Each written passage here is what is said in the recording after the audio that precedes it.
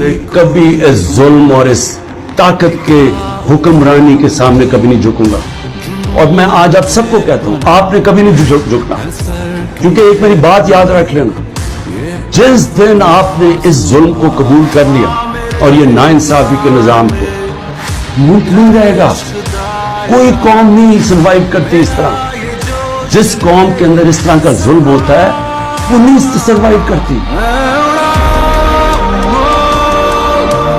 دوستو، عمران خان کی جنگ صرف اس کی ذاتی جنگ نہیں، یہ ہم سب پاکستانیوں کی جنگ ہے۔ یہ جنگ ہے سچ اور جھوٹ کی، یہ جنگ ہے آزادی اور غلامی کی، یہ جنگ ہے انصاف اور ظلم کی۔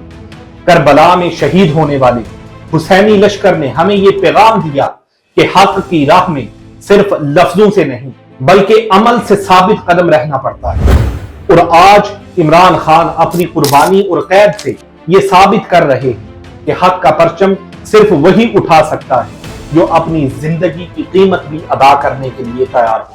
دوستو، امید توڑنے کی ضرورت نہیں۔ کربلا کے بعد بھی لگتا تھا کہ ظلم جیت گیا، مگر اصل فتح امام حسین رضی اللہ تعالی عنہ کی تھی، جو قیامت تک اسلام کے پرچم کے ساتھ جڑی رہے گی۔ وہ فتح، وہی صبح، وہی روشن دن عمران خان اور پاکستان کا بھی انتظار کر رہا ہے۔